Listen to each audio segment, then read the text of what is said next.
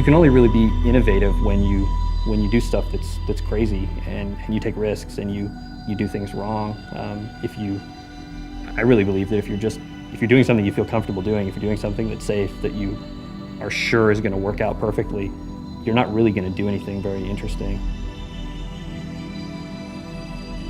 Jason is still the guy who manages that process. He is always pushing us to the edge. We are the most cynical people. Like, we are the jaded crowd who, if a game doesn't entertain us in 5 minutes, we stop playing it. There's standards set by everyone here that, I mean, good enough sucks. You can't do good enough. I don't think anybody in this world has ever done anything worthwhile without being their own worst critic. If you somehow believe that what you're doing is the greatest thing ever all the time, it's absolutely not going to be the greatest thing ever. We look around at each other, we say, well, how do we top what we did before? And even if we would say, well, we're too tired to top what we did before, the pressure is there, and I think we put it on each other.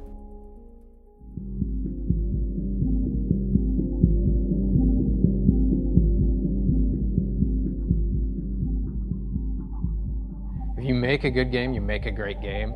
Yeah, all those other problems, those are kind of luxury problems, right? But you make a crappy game, everyone's going to forget about it, nobody's going to buy it, nobody's going to play it, nothing matters, right? And I don't want to spend a year, 3 years of my life making a game that nobody's going to play. No one's ever satisfied with, oh, this is okay. We always want to make it better. Everybody here wants to make cool games, do cool stuff.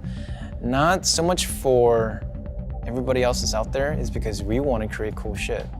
It feels great whenever the team feels good about something they make, not only the end product, but also the way in which it was made.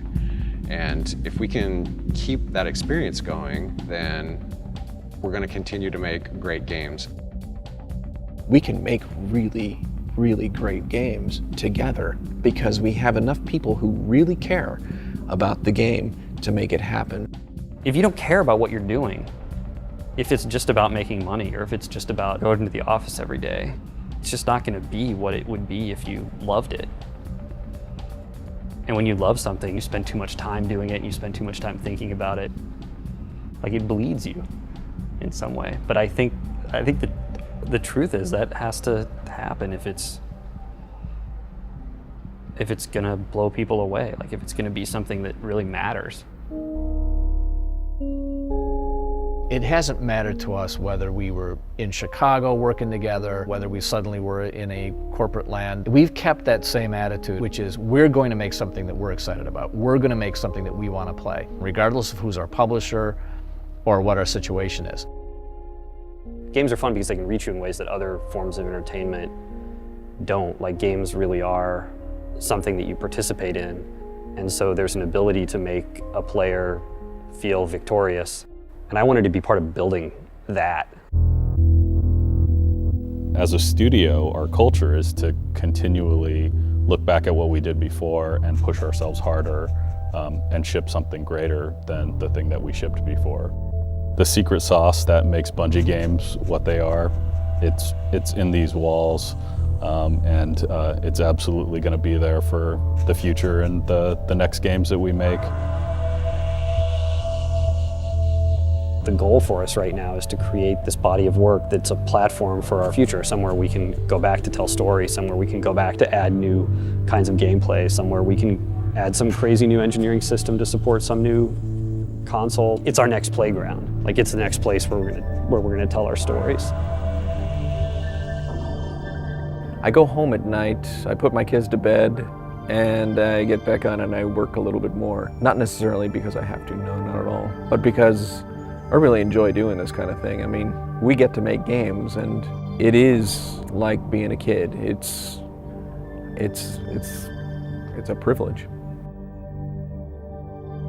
This is the most ambitious project that I've ever worked on, with the most people and the longest amount of time still ahead of us, but it still scares the hell out of me.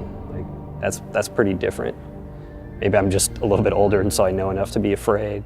Halo 1 seems really easy in retrospect. I guess that's what I'm saying.